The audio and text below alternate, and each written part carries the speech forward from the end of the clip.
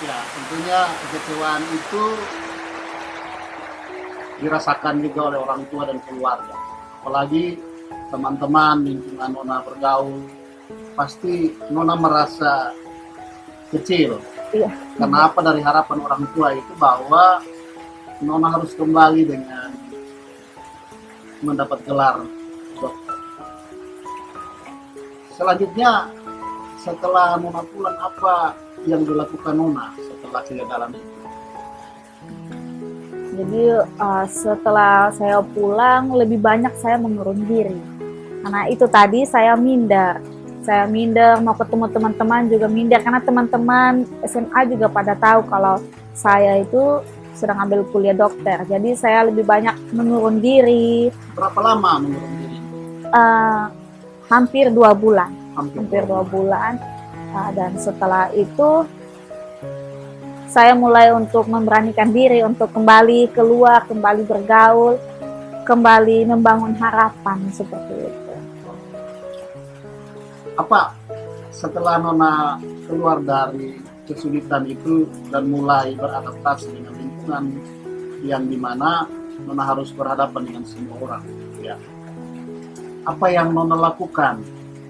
Apakah Nona tetap pada posisi yang frustrasi ataukah ada kegiatan-kegiatan lanjutan daripada hal tersebut yang Nona ini lakukan? Setelah saya alami frustasi itu yang selama saya mengurung diri, tapi setelah saya mulai mencoba untuk keluar, itu saya mulai mulai mencari kegiatan-kegiatan dan mulai aktif di gereja seperti itu. Tapi kuliah lagi? Iya, saya kuliah lagi. Oh, kuliah lagi? Iya, jadi dari semenjak saya mulai aktif di gereja, maksudnya mulai bergaul dengan teman-teman pemuda, ada teman-teman yang mencoba untuk memperkenalkan kampus yang baru kepada saya. Orang tua mengizinkan untuk Nona bisa kuliah kembali? Iya, orang tua sangat mendukung 100%. Ya, berarti teman-teman sahabat NTT 5 menit, bahwa ketika Nona gagal dalam perkuliahan sebagai calon dokter, ketika dia kembali, dia bangkit dari keterpurukan itu dan dia ingin untuk melanjutkan perkuliahan di universitas yang berbeda. Mungkin bisa bercerita untuk NTT 5 menit, teman-teman sahabat NTT 5 menit, apa kampus yang membuat Nona tertarik untuk melanjutkan? Jadi saya melanjutkan kuliah di Sekolah Tinggi Agama Kristen Negeri Kupang, tapi sekarang sudah beralih status menjadi Institut Agama Kristen Negeri Kupang. Institut Agama Kristen, ya.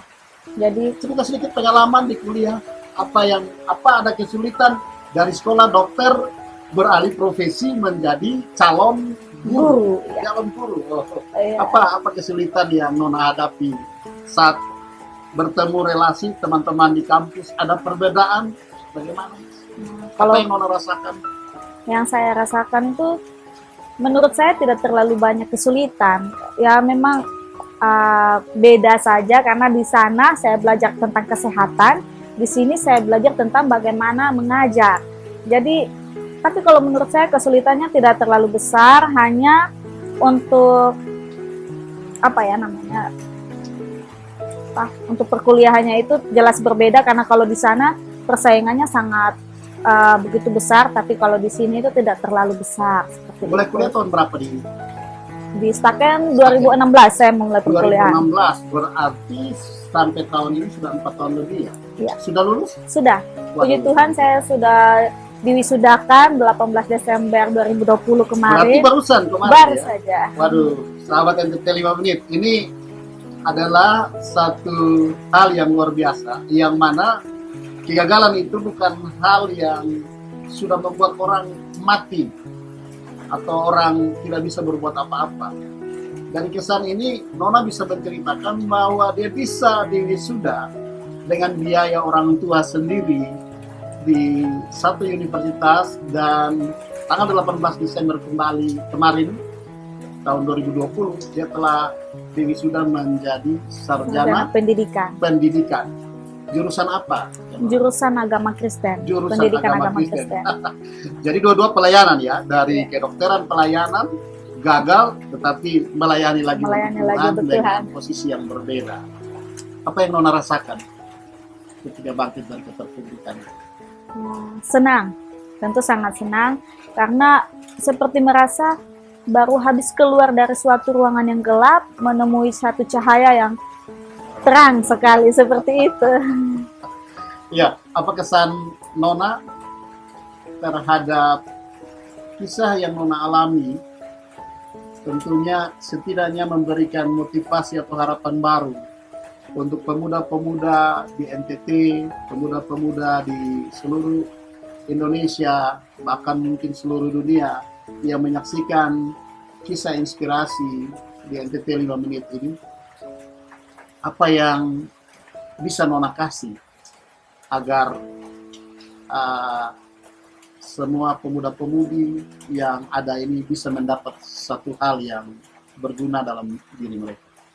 Ya baik, saya mau memberi pesan kepada teman-teman, kepada kawan-kawan NTT 5 menit, bahwa yang pertama, pengetahuan itu lebih berharga dari emas dan berlian.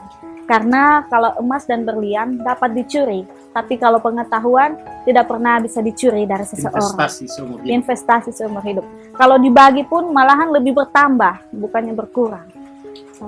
Selain itu, dalam kehidupan ini, semua orang itu punya bagian kegagalan dengan porsi mereka masing-masing ya. Porsi saya tentu berbeda dengan Bapak, porsi saya berbeda dengan teman-teman, tetapi gagal itu bukan berarti kita harus berhenti, bukan berarti itu stop.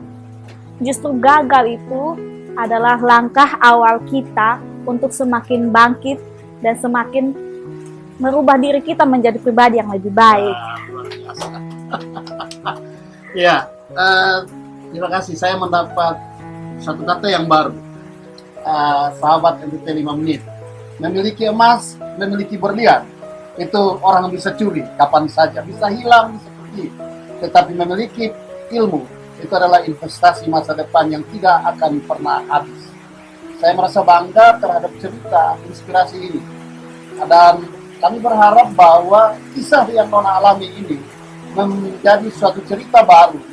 Bagaimana orang bisa bangkit dari keterpurukan hidupnya. Mungkin Nona, apa yang Nona rasakan ketika Nona sudah menjalani masa-masa sulit itu dan menemukan hal baru di kampus yang baru? Apa yang Nona lihat setiap hari? Apa ada orang yang mungkin lebih sulit dari Nona atau bagaimana? Ya, jadi setelah saya bangkit dan saya mulai menjalani kehidupan yang baru, pertama untuk diri saya sendiri saya merasa lucu. Lucunya karena begini, ternyata kemarin itu saya gagal hanya karena biaya, bukan karena saya tidak mampu. Tapi setelah saya berusaha, karena saya semakin belajar, ternyata bangkit itu hal yang gampang, bukan hal yang susah. Dan setelah saya menjalani kehidupan perkuliahan di kampus saya yang baru itu, memang saya melihat ternyata kesusahan yang saya alami ini tidak seburuk kesusahan teman-teman yang lain.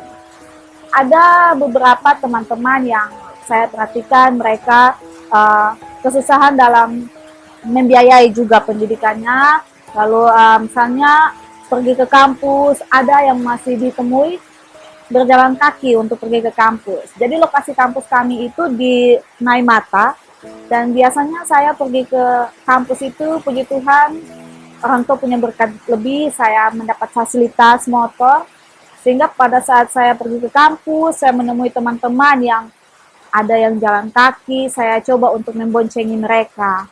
Lalu di sana ada teman-teman yang misalnya teman kelas, ada yang kekurangan biaya, saya mencoba untuk membangun kelompok bersama teman-teman lainnya untuk bagaimana kita bisa untuk saling patungan dan membantu teman-teman yang kesusahan biaya. Seperti itu. Luar biasa ya. Terima kasih, satu hal yang membuat inspirasi bagi kita semua tentunya. Dan kami berharap bahwa Nona tetap menjadi salah satu tokoh motivator untuk anak muda bahwa dari pengalaman ini bisa bercerita tentang banyak orang, tentang hal-hal yang sebenarnya kalau kita berpikir secara manusiawi sudah mati. Tapi tidak seperti itu, Nona bangkit dari keterpurukan dan bisa memulai hidup yang baru. Kiranya inspirasi ini bisa menjadi berkat tersendiri Amin, untuk amin. semua yang dapat menyaksikan kisah inspirasi dari NTT 5 Menit. Dan saya berharap kisah inspirasi ini bisa menjadi contoh, bisa menjadi panutan, bisa jadi teladan bagi kita semua. Dimanapun kita berada, jangan menganggap satu kegagalan itu adalah akhir dari segala-galanya. Terima kasih, selamat sore Nona, Selamat sampai sore. ketemu di cerita-cerita berikut, cerita inspirasi, dan Tuhan memberkati dalam karir dan aktivitas selanjutnya. Terima kasih. Amin, terima Salam kasih. NTT 5 Menit. Sampai jumpa.